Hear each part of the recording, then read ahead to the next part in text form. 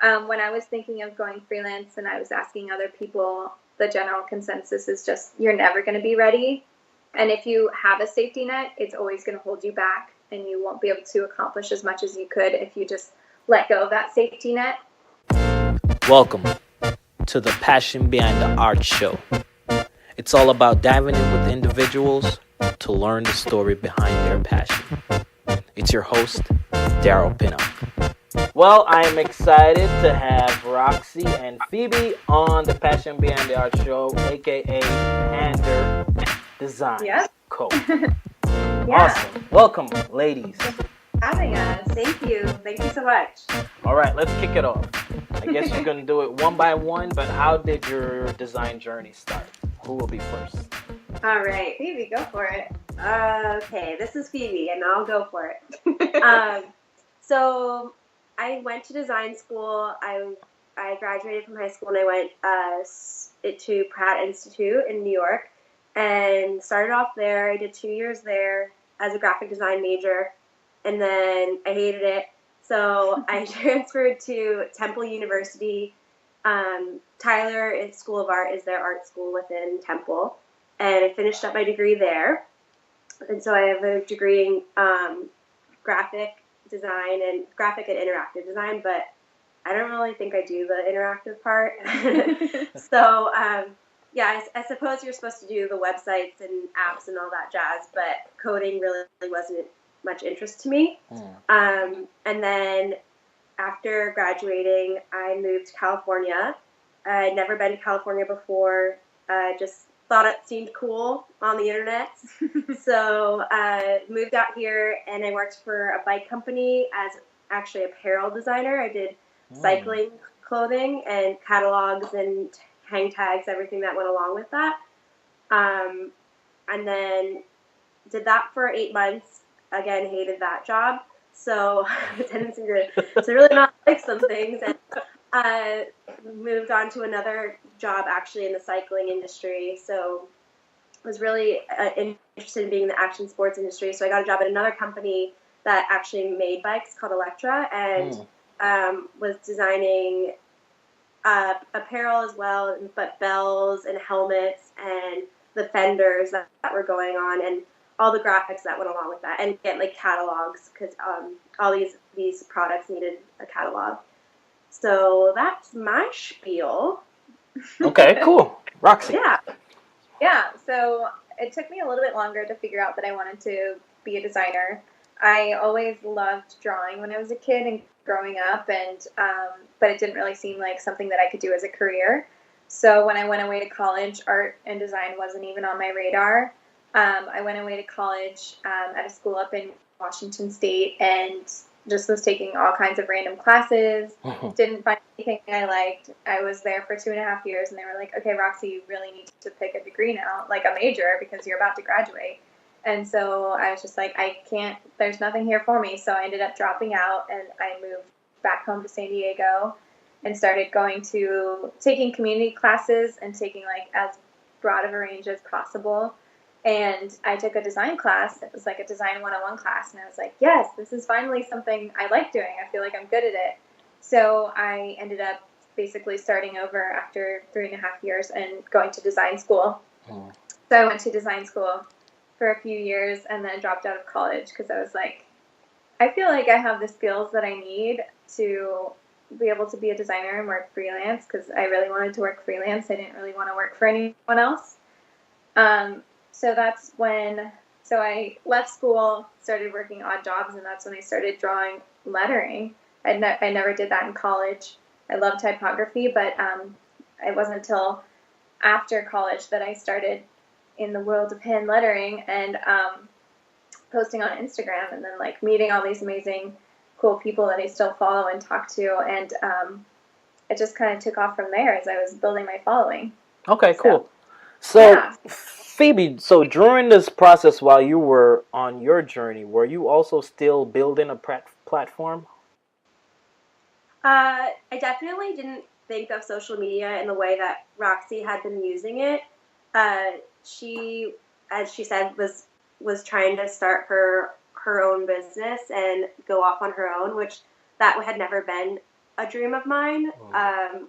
I guess it had been mentioned to me before, but it just felt like this impossible route to take. So I was posting on Instagram some lettering stuff, but it was more just like, I went to the beach today, or with lots of scary filters on stuff. So definitely wasn't on my radar, but I remember uploading. I had a cargo collective website with all my portfolio from college that I was pretty meticulous about upgrade. What is the word? Yeah, just keeping it going. And as I was working, especially because I was switching jobs in between those two bike jobs, I remember I had like updated my portfolio completely, but never thought about Instagram as that tool. Okay. So how did you end up using it like that? Did somebody tell you about that? Like, how did you end up using it like that, Roxy? Well, when I started on Instagram, like, I was just drawing things for fun and posting them on my Instagram, like, not really thinking anything of it. And I was like, whoa, when you use hashtags, more people see your stuff and you get all these likes and follows. And this was like 5-6 years ago, so it was like still very new. And like, I remember when I got 100 followers, I was like, oh my god, I'm so popular. But it just was really cool to. I initially was just using it to interact with other designers and like, I love your work and vice versa. And I just was noticing, like, as I was getting more followers, people started asking me to do commissions or like, hey, can I buy that drawing, or like, can you do my logo? And so I started realizing, like, okay, like, if I have a following, I'll get more work through this. So it was kind of just like, the more I put myself out there and more I interacted with people, the following would grow, and then I could eventually do freelance from that, is what I was thinking. Okay. So how did the meet happen? The meet cute. I slid into her DM. But actually, that's not a lie.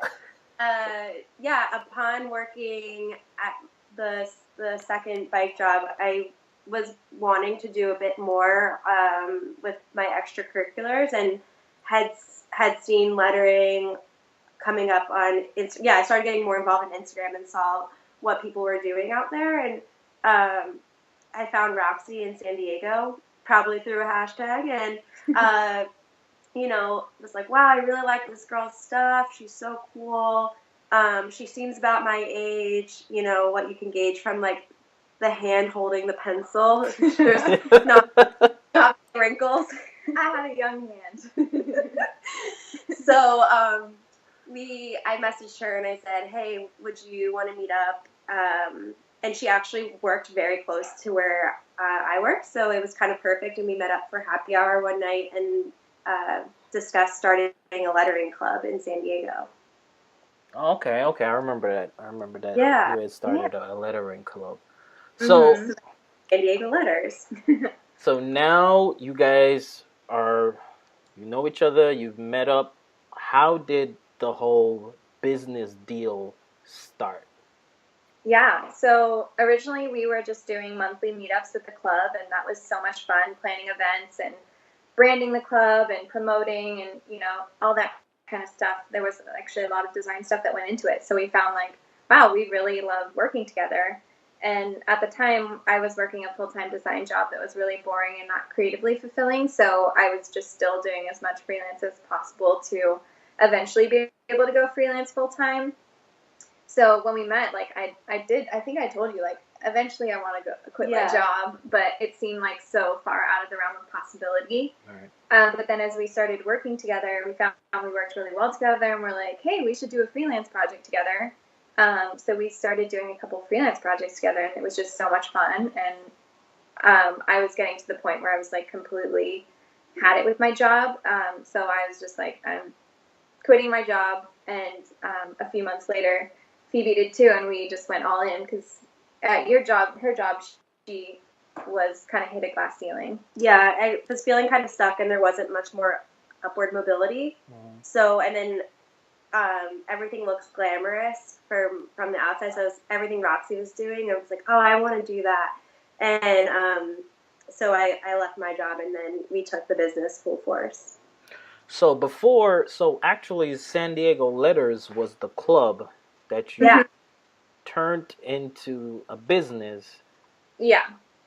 So how did the new business that you have get started, and why was the change from San Diego Letters? Yeah.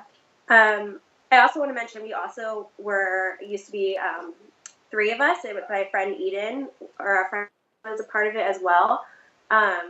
But Eden was going in a different direction completely from us, so it like just made sense that Roxy and I were going to go do this on our own. Mm-hmm. And we kind of the business and the meetups got to be too much together. We couldn't keep up with the meetups. It was just too much, like trying to figure out how to, I mean, your first couple months is freelance too. It's hard to figure out your footing and staying afloat. So we were kind of less prioritize the free things. So yeah, the meetups kind of fell off, and then we just were like really into this business stuff.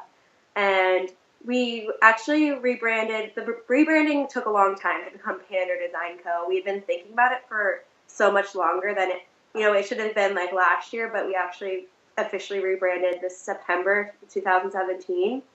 And that was because we felt that the name San Diego Letters was limiting because, yeah, we initially had branded it as a meetup group for just lettering artists in San Diego. And then now as a business, we were going out to, we just went to Australia. We've been, all over. So having San Diego in the name just felt limiting to us. Yeah. So Pandr is a combination of the two of our names, Phoebe and Roxy, P and R. And we just feel like it's more ambiguous and, it's not going to stick us in, a little niche area of things. Okay, cool. Well, I must say, I like the whole get up. I like the colors. I like maybe some other time we get in depth in the nerdy design stuff, but I really like how you guys did it. So I know that you guys do a lot of murals, right? Mm-hmm. I'm not sure if you do other kind of designs like, the usual logos and all kind of stuff, but you guys do a lot of murals. How are you getting so much mural projects? You just asked for it. Yeah, 50% is people coming to us. They've seen either our work in real life or they've worked with us or they follow us on Instagram. And then the other half is just through doing outreach. Mm-hmm. We do so much outreach in our business. We actually hired someone just to do outreach and send out hundreds of emails a week. So basically, we know our target audience. We know our perfect client, the kind of industry they work in. We know how much, obviously, they have to spend on it, so they have to be able to afford us. They have to have a social media because our murals are more social media moments. They're more a marketing strategy rather than just a piece of art. Mm. So we look for companies that we think would be a good fit for us, and we send them an email and a presentation, and you'd be surprised how many people are just like, oh my God, I've been looking for someone to paint a mural. So perfect that you emailed me. So it's really just putting yourself out there and finding the clients, because it's crazy to think that your dream clients are just going to stumble upon your website or something. You got to go find them. Yeah, you have to we're direct about it. We say we want to do a mural for you. We're not just like, hi, how's it going? We get right to the point. Okay. Because the reason why I asked, it was interesting. I know briefly last year at Creative South, I was talking briefly to Phoebe, and she did tell me that we just ask, we hustle, and I was like, that's just interesting, because there's this mantra of letting clients come to you, and this whole idea that if you're always asking, there's something wrong with that. And to see you guys doing pretty well, with the combination of asking and also receiving clients. Yeah, it's also the way that you word it. So, you could definitely send emails and sound really desperate mm-hmm. and sound like you have no clients and you're dying to work with them. But, the way we present ourselves, it's we don't present ourselves as hey, we want to do this for free. We present it as this would be a really great tool for your business and we can help you. So showing them that we're worth them paying us for a service. And a lot of times people don't respond. That's normal with cold emails. But yeah, it's just the way that you present yourself. So I'm just curious. When you Yeah. say presentation, are you guys like sending them a video of yourselves or something like that? We send them just a PDF document, Okay. basically like, yeah, it's like probably 20 pages now. It's basically like a visual resume and like our best work and kind of some stats and testimonials from past clients and, you know, how it's going to impact their business. So I think any designer or any creative looking for work should just like, you know, we're designers. We can design something beautiful. So make something beautiful, show them what you can do, and like people really respond to the visual stuff. Like we'll get people that say, like, we'll reach out to big companies that we're like, oh, they're never going to respond. And they'll respond and say, like, I get hundreds of emails every week, but I responded because your presentation was so beautiful. So it's like, you know, it's so easy for us to do that and just attach it. So, like, why not use our skills and just show our clients, future clients, what we can do? Nice. It makes sense. I wouldn't be surprised if you actually did videos because you guys are so high energy. It seems like something that you guys would do. Well, we have a video on our website that we love, so we always direct them to look at our video on our website too. All right, so back to the individuals. Like, who would you say your support system is? Like, for you personally, who would you say your support system in this journey? Well, definitely having each other is like huge support. Like, I know for myself, I could not be doing this without Phoebe. It's just nice to have someone there to be like, oh my God, this big scary client, you know, like just being able to bounce ideas off each other constantly is so nice because like I think as designers we tend to overthink and like overanalyze and like question, and our work is never perfect enough. So having someone there to be like, yeah, it's great, send it off to the client, you know, is really helpful. Yeah, it's easy to get in your own head. So we've also made a lot of friends through our podcast and through Instagram that we look to for advice. And, you know, same thing, whether it's just sending off a design and asking, what do you think of this? Or talking sales and our strategy and the business sense of things. And then, of course, we have to thank our families because, in general, they're pretty supportive. Yeah. I also have to shout out F. a.k.a. Eric Friedenson. He's a big support as well. He's my boyfriend, so we're always talking to him. And also Adam Vickerell.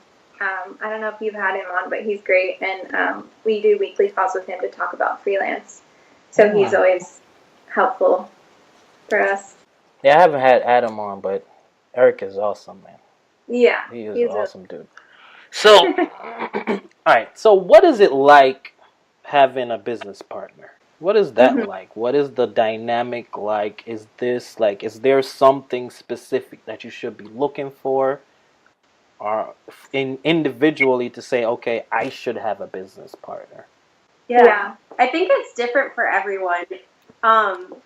Roxy and I are similar and different in a lot of ways. I know that like like the most common business partners are usually exact opposites. Like someone's the business person and someone's the creative, but in this case we're obviously both the creatives, so it's a little bit different. Sometimes we're fighting over the paintbrush. No, we pretty much all do this, or we both do the same stuff, but like Roxy's usually more chill and like the relaxed person and tells me it's going to be okay versus I'm the anxiety-driven, like, freak out about everything. So, well, she's also like the really social butterfly. So she'll like talk to everybody and like be like, "Hey, can we paint a mural or whatever?" Whereas like I'm a little bit more reserved. So it's a really good balance in that way.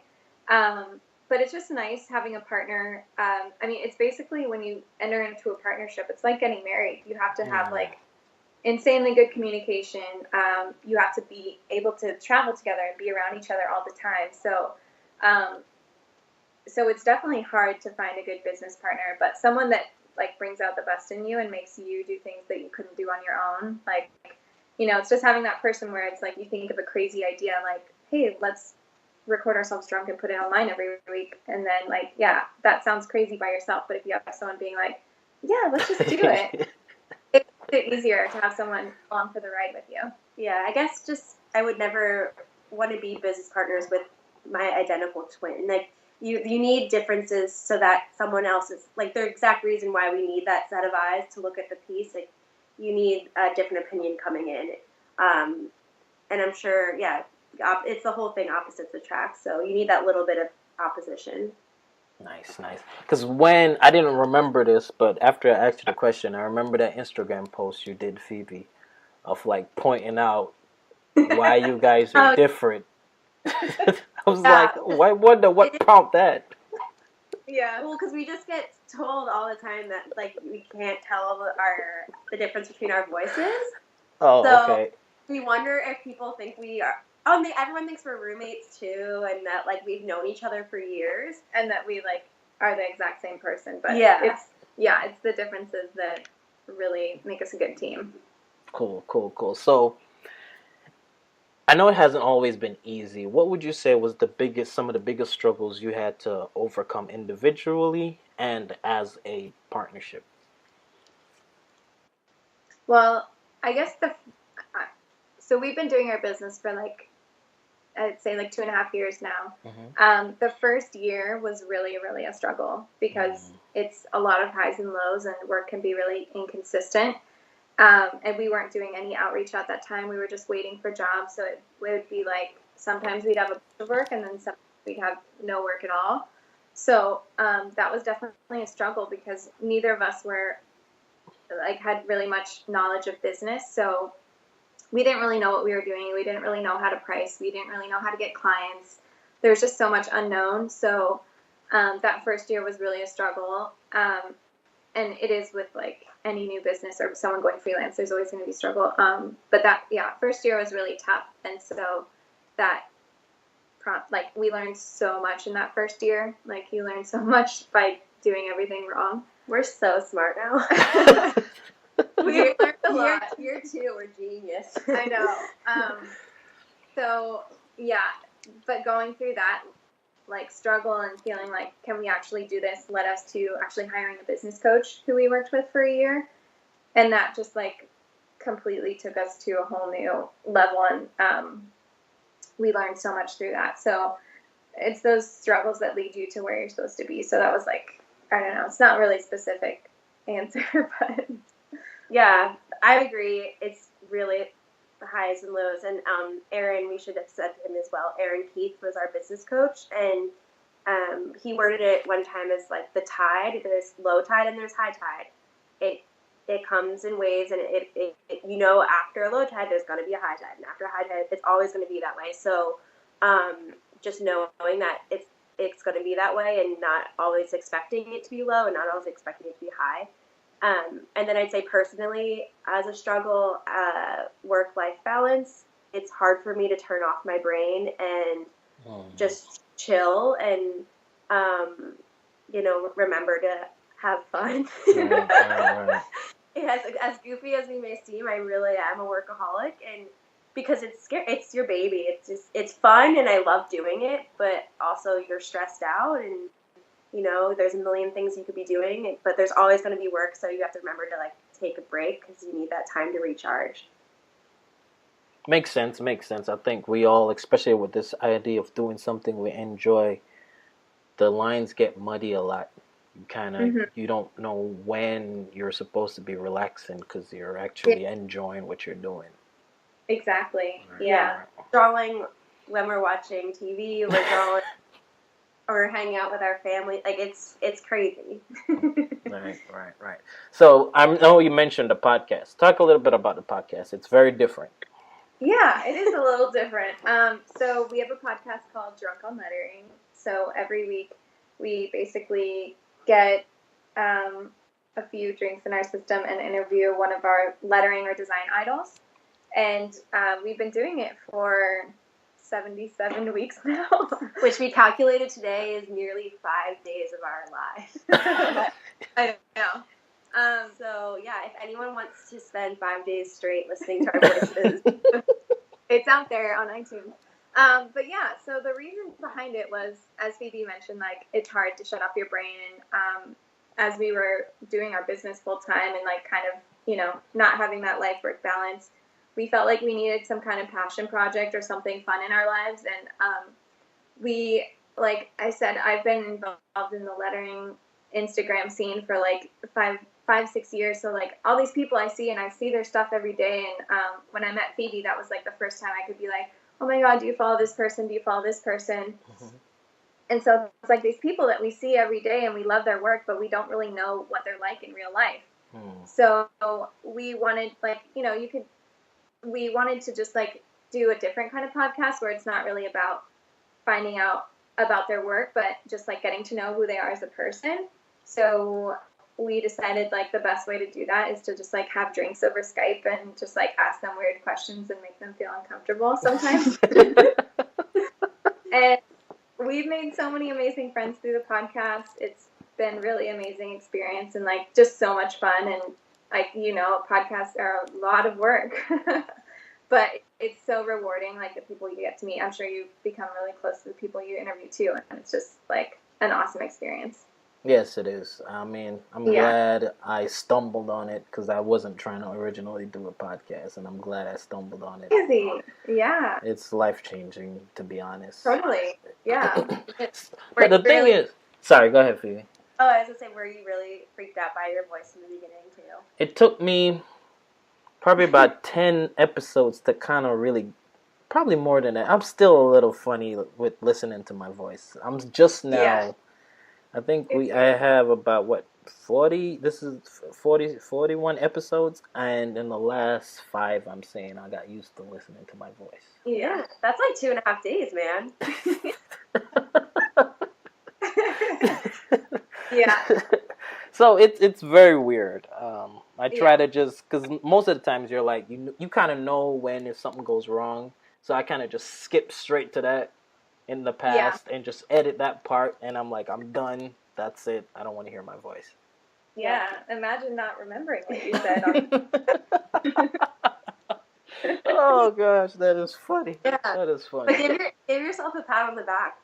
It's really it's a commitment. Good job. Yeah, and creating artwork each week, like it's a lot of work. So good job. Yeah. But my thing is, how do you guys, and I'm not sure if you guys have some kind of hidden secret or something like that, but how are you, or it's just income, but how are you funding your podcast? We've been getting sponsorship lately. Okay. So, yeah, we've had a few sponsors for the podcast. It hasn't been consistent yet, but outreach, that's how we've been getting our sponsors. Okay. Yeah, same thing. Make a presentation for everything. Yeah. You want to do logos, presentation for logos. If you want to do murals, that. If you want sponsors, do it for that. And we screenshot our statistics or analytics from SoundCloud and throw them in there. Yeah, because we know that we've been reaching out to alcohol brands. So Phoebe's has an extra fridge in her garage, and it's just completely full of alcohol that people have sent us. So it's nice we don't have to buy that anymore. But we found that, again, as a marketing tool, a lot of alcohol brands don't know how to get in front of a creative audience. So we're that perfect bridge between the alcohol brand and creatives. So that's been a good marketing strategy for us to get sponsors. But I mean, might as well try and get sponsors because you spend so much time doing this. So, and even if they say no to money, sometimes, I mean, obviously we all want money, first thing, like that pays the rent, but sometimes, they'll just send us product, or it'll be, sometimes they'll do trades, so there are other ways of getting something out of it, or your name out there with a brand. Cool. But I think the alcohol thing was like genius. Yeah. It's like perfect for you guys. Yeah. Alright, sorry. Oh, and just we've had people that have not wanted to be a sponsor on the podcast, but we've also thrown out there like, hey, we can design Instagram graphics, wine labels, and we're actually in the process of designing some wine labels for a big wine brand that said no to sponsoring us. So it's just like always looking for opportunities as an entrepreneur, Nice. Yeah. Nice. So when you guys are not creating, probably very rarely, what are you guys doing? What are you guys doing? What do you guys like to do? Well, we both love to travel, and My boyfriend lives 6,000 miles away from me in Buenos Aires. So when I'm not working, I do travel to Buenos Aires. And I even do work down there. But travel's a big one that I like to do. I like to just chill when I'm not working, like not be social, not be around anyone. Yeah, so that's kind of what I do. We're also both foodies, so we like to go out to eat a lot. Yeah, we do. My sister says I eat out too much, but I don't know, whatever. And yeah, I like to work out and spend time outdoors. We live in San Diego, so the beach is a big thing. Yes, I'm hoping to come to San Diego. Yeah, you should. Have you been? No, I haven't been to California at all. Hopefully, one day I will make the trip. Skip the rest of the state. Just come here. Yeah, let us know when you're in town. Definitely. Yeah. Because I just think San Diego is probably the best place to go to in California. Pretty warm right now. Unlike Georgia. It's colder than I would like. Yeah, how cold is it there right now? Well, right now it's starting to warm up. Last week it was as low as 17 degrees in Georgia, which doesn't make any sense to me. But yeah, so you guys are really south. That's so scary. Yes. So as we get towards the end, like, what advice would you guys have for creatives? I mean, you've given a ton of knowledge. You've dropped a ton of knowledge. But what other advice would you have? Anything that's burning on your mind? Yeah. Well, a lot of people ask us about going freelance, so that's always the advice I like to give. When I was thinking of going freelance and I was asking other people, the general consensus is just you're never going to be ready. And if you have a safety net, it's always going to hold you back, and you won't be able to accomplish as much as you could if you just let go of that safety net. So if you're thinking of going freelance, you're just going to have to do it sometime and really commit yourself. And, it's scary at first, but I think if you have a good idea of what you want to do, you should just go for it. And even if you're not wanting to go freelance, but say you want to take like a risk and be featured in a gallery or just try something new with the art you're creating, just what we were saying earlier, reach out, just ask the gallery owner, ask anyone, or just Google how to try oil paints or, cross stitching. Most of the things that we've done, we didn't know how to do in the beginning. We just Googled it and made it up as we went along. Yeah. So, no one's a pro in the beginning. We also just just trying things, even if you don't know exactly what you're doing. And we have a tendency to do things without a plan, like quit your job without a plan.